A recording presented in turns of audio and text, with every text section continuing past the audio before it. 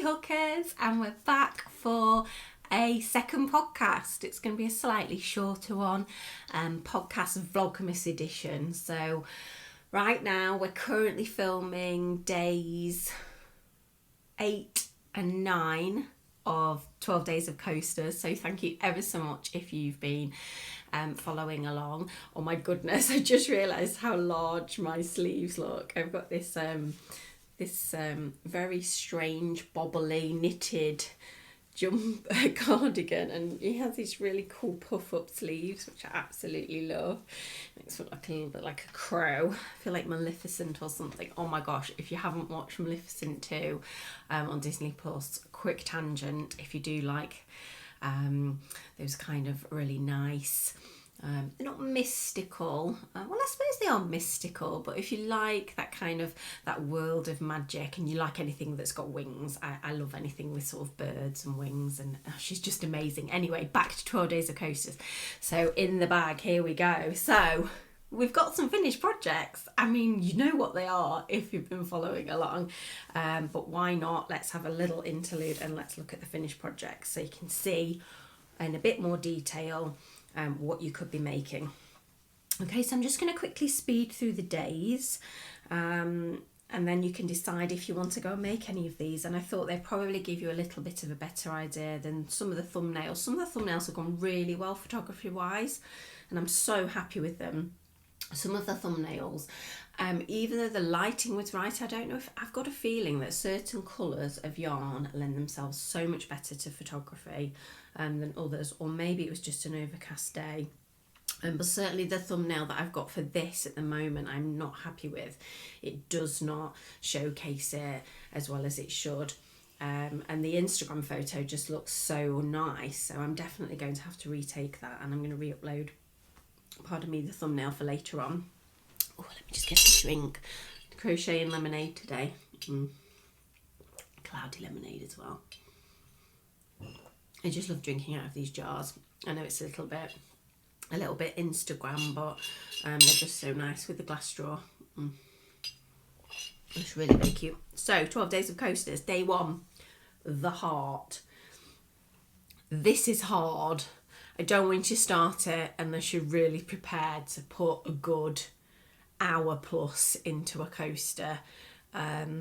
This is not the easiest shape. The iterations to get it so that it didn't look deformed took quite a few, and it's certainly a very effective coaster.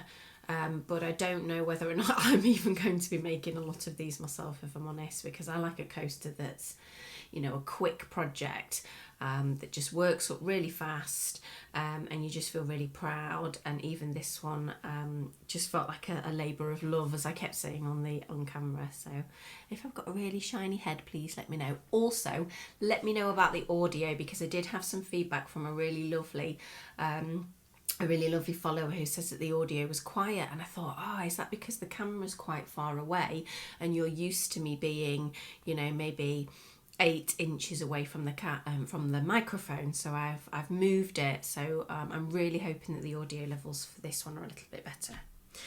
So we had the heart. I'm trying to think of the order. Oh no, I'm dropping them all over the floor. I'm trying to think of the order that we had them in. We had the heart. Oh, then we had the boho.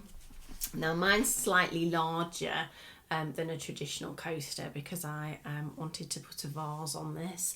So we had the boho fringe, and this was a really heavily requested one from the minute that I did the fringing video. And if you haven't seen that, oh, you are missing out. If you have not seen combing this fringe out, I mean, you can't feel through the camera the softness, but this is just really chic.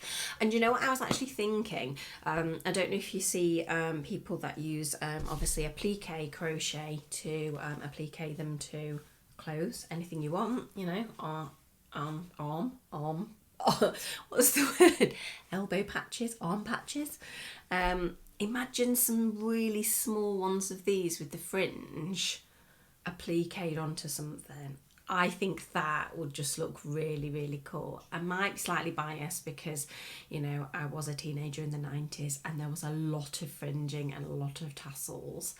Certainly if you you wore those skirts from the alternative shops, as they probably call them now, with the fringes on the bottom, and they had always had little circular mirrors in them. Oh, does anyone else remember? I need to insert here a photo of one of these skirts because they were just so cool. Well, they were back then.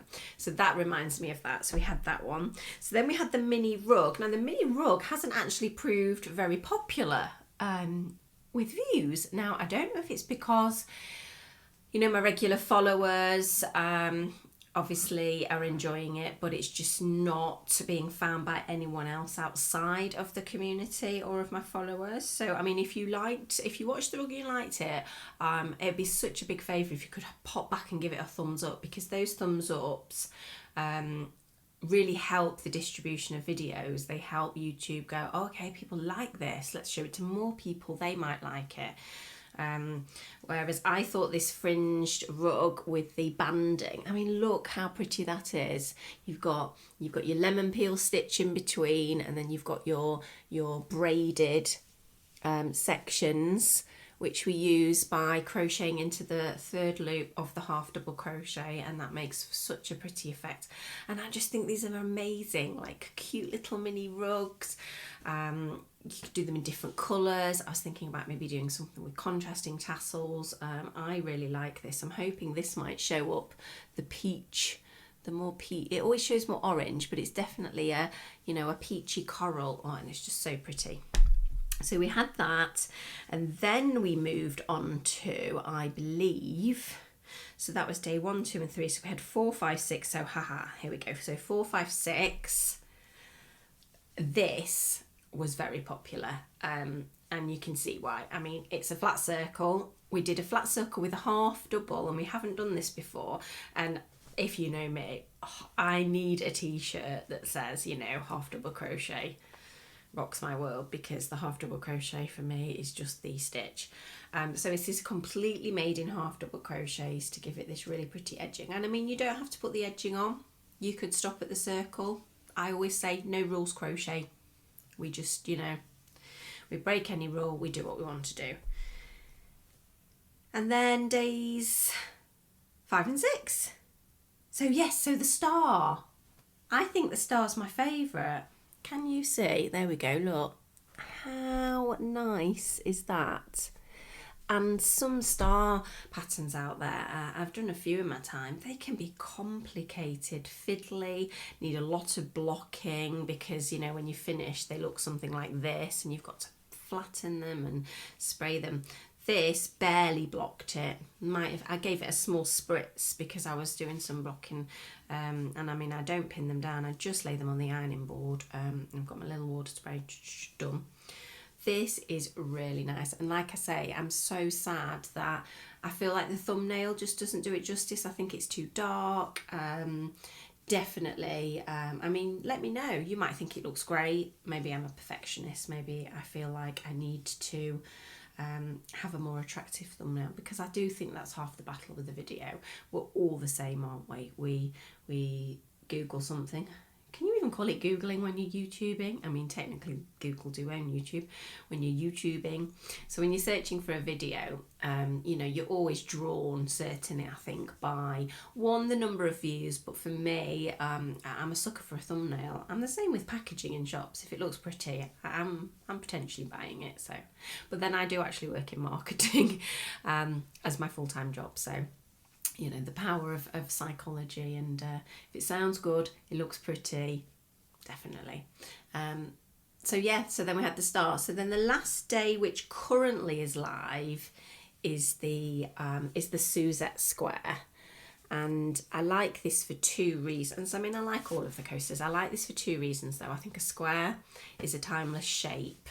So it's a great present for anyone that might start to get a little bit sort of, oh, this is a bit fancy for my house. You know, some people are not anti-crochet, but some people start to, when anything that starts to resemble a granny square, and they do start to maybe twitch a little bit, thinking that it's maybe a bit old-fashioned. It's just a mindset, I think. Whereas I think something that's block colour, and a uniform shape, I think you're probably going to find that this is going to go down really well with those that aren't maybe, they don't have the homes full of crocheted items and lots of fabric. Fabric's not the right. Well, you do create fabric, don't you? Lots of yarn, love fibre arts. Fibre art community. It's such a lovely term, isn't it? Fibre arts. People say, what do you do as a hobby? I'm like, I'm into fibre arts. I feel like I sound really, really cool. I'm not saying that crochet is not really cool, but I think that when you say you're into crochet, most people are like, okay, cool. If you say, I'm into fibre arts, it's like, oh, tell me a bit more. What are these fibres? I mean, generally they are Sheepy Soft Fun and Sidar #1 Chunky. If you know me, I'm kind of like I'm in a relationship exclusive with 2 fibres at the moment, and I don't seem to be wanting to go astray, but maybe I'll get a new recommendation. That's something you could give me. I like Sheepy Soft Fun. I like Sidar #1 Chunky. What else might I like? That's really good, isn't it? It's a little bit like when I've watched this on Netflix and this on Netflix, or I've read this book and this book, what do you recommend? And you can get sites, can't you, that will recommend various things. And I know that you can get sites that do Yarn Sub. I think it could even be called Yarn Sub. And certainly for myself in the UK, I find some amazing patterns, and then I see that it's a wool or a yarn exclusively distributed in the US, and we can get it, but it's hard and it's more expensive and there's import charges. And I do go on Yarn Sub to try and find something suitable in terms of weight, fibre content, the way that it is spun, etc. So yeah, tell me what I might like if I love Sheepy Soft Fun and Sidar. So yes, so the square, I haven't even mentioned. Did I mention? Gosh, you can tell I've had 2 coffees already this morning, can't you? The Suzette stitch. Now I had already done a full tutorial earlier on in the year in the Suzette stitch, and I used to be very much in love with lemon peel, and let's be honest, lemon peel and Suzette stitch, they're very similar. They're a single and a double crochet. It's just whether you're putting them in the stitches next to each other or you're pairing them up, if you're familiar with it. But yeah, Suzette's probably definitely a firm favourite of mine. Edged in a single crochet. Now, as we get to the end of the series, I'm contemplating a crab stitch. Let me know down below, has anyone done the crab stitch or the reverse single crochet? I mentioned last podcast that I'd edged the cushion in it, and I really got on with it. I found that I liked that piping effect, and I have practiced. Hang on a minute. I'm in the camera now. You can see my arms. Here we go. When I was working on this, I always work in them in my beige, because my room's beige. If you've watched the last podcast, I have a beige lounge to go with my beige cats. So although I do the really nice colourful ones for the purpose of the videos and obviously the thumbnails, the practice ones are in beige, and then I can use the beige ones. Although actually I am using the green ones for under a lot of my Christmas decks at the minute. So I used the crab stitch for this one, and I wasn't sure if I liked it. I felt that everything I'd said about the plain block, modular, a little bit minimalist maybe in shape and form, albeit it has a texture, I felt the crab stitch undid all of that. I felt I felt it gave it a bit too much of a fancy edge, and I really wasn't sure. So I think what I might do is I might do a separate video on how to do the crab stitch, how to do the reverse single crochet. And then if we do another square one, we can just sort of put at the end, and if you want to give it an extra flourish, you could consider then another pass around using the crab stitch, because I still single crocheted all the way around first so that I had my sides done before I went into the crab stitch, because I just felt diving straight in down the sides, because we all know when you're going down the sides you've got to be really careful making sure you're getting the right amount of stitches in, and I felt like if I did the single it just takes the hassle out of having to do it on the crab stitch round. So yeah, let me know. I don't know, what are you saying? Let's have a think. What can we go? Yay to the fancy flourish, or nay to the too many frills? What do we think? Nay to too many frills, yay to fancy flourish. I don't know, because it's not my style, which is cool, but it's potentially other people may love it, and that's the beauty of crochet, isn't it? There's something for everybody to suit everybody. So today's video, so this is Sunday at the moment, that's going to go live a little bit later, and I'm really excited about this one, and I need to share why. You do not have to weave, and I'm going to repeat that, you do not have to weave an end in. No, hallelujah, no weaving of ends. I still haven't finished that top that I mentioned in the last podcast. You know, I created all those mitered granny squares that look like stingray manta rays, and they've got 1,000 ends. No, you don't have to weave one end in it. And how cool is this? Now, I'm not going to lie, it's not anything that I've completely, the concept isn't my own. I've seen a few, you know, I've seen squares, I've seen triangles, I've seen hexagons with tasseled edges, but certainly in terms of how this is created, the video's got a really unique method to make sure that you keep on track with where your increases go. I don't think you can really patent, if that's the word, or claim a pattern to an open source shape, and I've always claimed that. You know, for more intricate patterns and designs, absolutely, people put their heart and soul into it, but for very basic shapes, I mean, this is a square of Suzette stitches. I've picked a certain amount, but if I see somebody else has created a square of Suzette stitches, I don't really think I can claim that that was my pattern. And the same with this, you know, triangle is a triangle. I actually adapted this from some triangles that I created for bunting.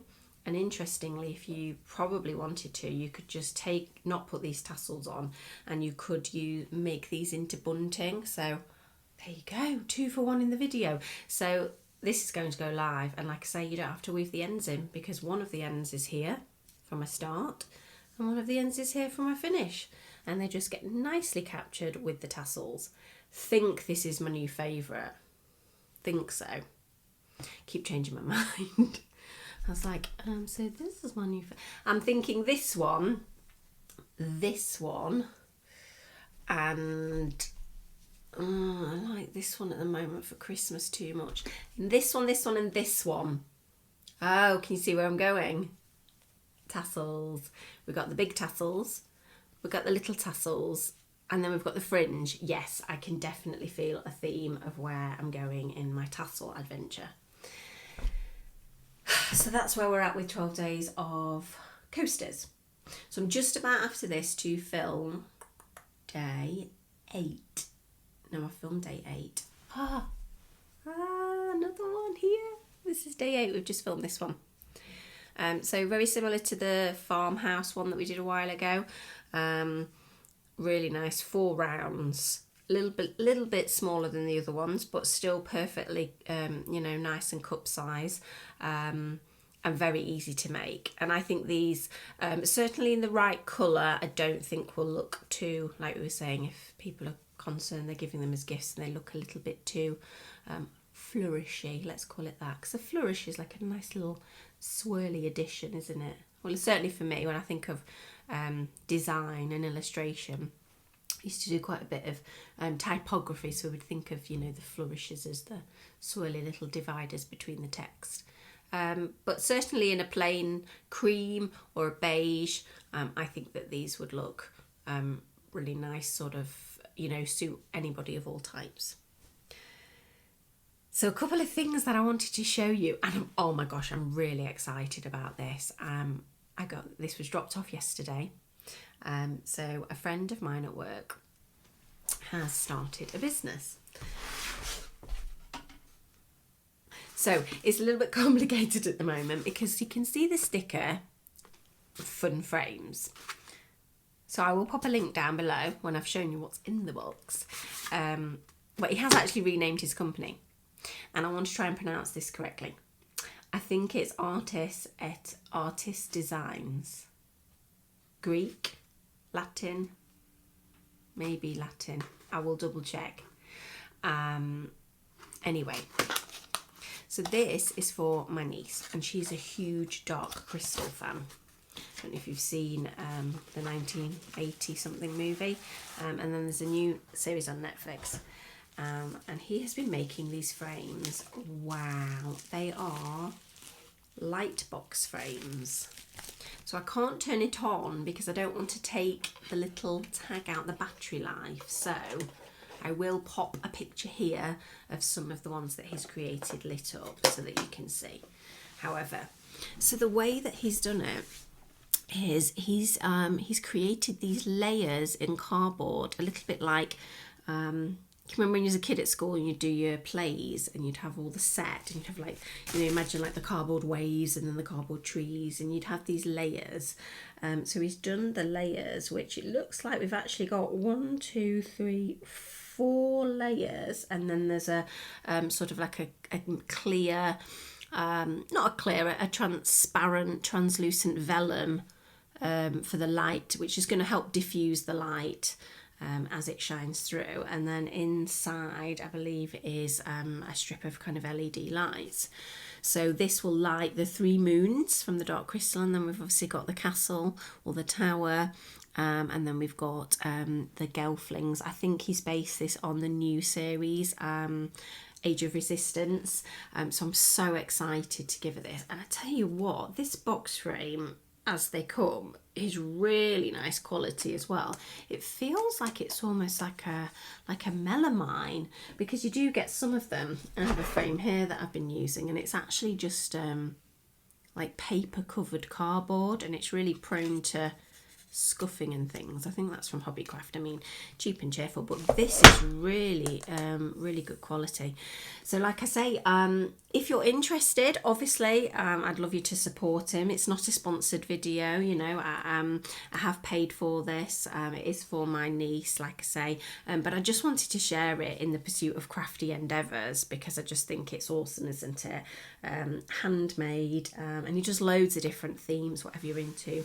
Film, movie, TVs, and he also does some really cool ones where he has a little Lego, I'll pop a link up, a little Lego man, and then a different background, and he does ship internationally as well.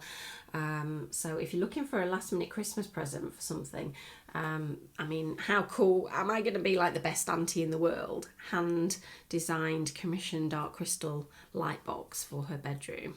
She's just gonna love it. So I just wanted to show you that. So one more thing I've made for my Christmas is flat coasters. Who hasn't enjoyed making the flat coasters? So I have made, in finished objects, 6 lovely, I know they're beige. I'm going to get called Beige Chrissy, aren't I? Some beige coasters for Christmas dinner. To go on the table. I mean, I just love whipping up a new batch of these, and they just feel so lovely when you hold them, and they're sheepy soft fun. Yes, they're sheepy soft fun. And it's more of like a stone. We won't say beige, because beige makes it sound like I'm beige, and I know it's taken on a whole new meaning, hasn't it? So 2 things non-crochet related that are finished objects, because I've been so busy with 12 days of coasters that please let me show you some finished objects that aren't crochet related. So, oh, hello. Now this has featured in maybe some of my Instagram videos. Oh, I said that very slow. Videos. Some of my Instagram pictures. So yes, to go with my crochet Christmas tree, I have made a couple of these they're made from polystyrene Christmas trees that I bought from Hobbycraft. I've simply glued a wooden base on. I've got a roll of burlap, I believe it's called, which is almost like that kind of Hessian ribbon feel. Glue gunned it round.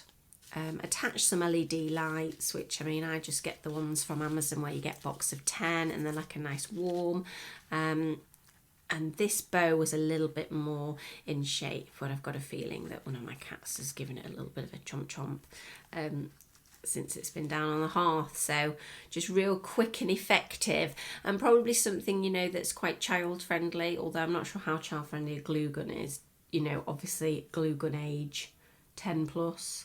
Yeah, I'd say that's all right. It's not supervised. Really, really effective and really quick to make, and something that you could size up to make a bigger one. So that's that. And then the last thing, I don't know if many of you know, I do actually have another Instagram account because I like to draw and paint. As you can see, I've got this Van Gogh in the background. It is not an original, well, it's an original Chrissy. I'm painting it for my mum. I'm not sure if I mentioned it in the last video. However, this is my mum's Christmas present, and I'm going to show it on camera because she already knows about it, so I don't need to keep it secret. So I have made a portrait of my mum's dog Shadow, who, bless him, has been up in doggy heaven for 15 years, I would say now. So yes, I love to paint and draw, and I made this from charcoal pencils, which I think are very forgiving. I'm not very good at graphite, but I like charcoal and I like oil paints. So I don't know if you can see it very well because of the glass. But yeah, so this was her German Shepherd Shadow, and the gentlest, kindest soul ever. And I think this picture just really nicely captures, you know, him. Oh, his little poppet self. So I know it's not crochet related, and I don't know how I get time to do these in between deciding to do things like 12 days of coasters, because believe you me, even it's been it's been a lot of work to do it, but I'm really enjoying it, and it's going to just be so satisfying. So finished objects let me off. The next finished objects I promise will be crochet related, but I mean, I'd love to know, as crocheters, what other crafts, is there anything else that you like to do from an artistic point of view? I was thinking, how can I blend the two together? I've been getting into digital illustration recently on my iPad, and I wanted to do some almost like life scenarios of sort of me in the chair, like a little cartoon me with my crochet, and probably like a moomin, you know, having eaten a whole bowl of yarn or something on the bottom. Things that, you know, art that crocheters would appreciate because of the, you know, the crochet or the yarn element. So so that's my finished object for this month's podcast VLOGMAS edition. Moomin is asleep over there, and I'm afraid she's not going to join us for this one. So if you were waiting for Madame, I'm really sorry. I'll try and make sure that she joins the next one because she's becoming very popular. And if you do want to follow her, she is at poppit.moomin, because I do have two cats actually. One just, you know, just leaves me alone. Poppit.moomin on Instagram. So thank you ever so much for watching. Really enjoyed chatting to you. Thank you so much for all your just awesome feedback, overwhelming comments on the channel. Just an amazing community of lovely happy hookers, and amazing crocheters. If you make any of you know, the coasters, please share them over on Instagram. I share everything that's sent to me or tagged on my stories. I reply to all my DMs, and I love hearing from you guys, and I love just hearing how we can crochet together and be happy. Oh, that was a really soppy ending, wasn't it? I was thinking I need to stop now, or I'm just going to sort of waffle into waffling to nowhere. So yes, cool. So here's to carrying on filming the next few days of 12 Days of Coasters. Have a lovely Christmas, everybody. I hope you can, if you can't be with your friends and family this Christmas because of restrictions, obviously the power of the internet allows us to at least send some Christmas wishes, but sending you all love. Stay safe, stay warm, obviously. I like to be warm. Enjoy crochet, love to all your friends and family, and I will see you in the next podcast. Happy hooking and goodbye.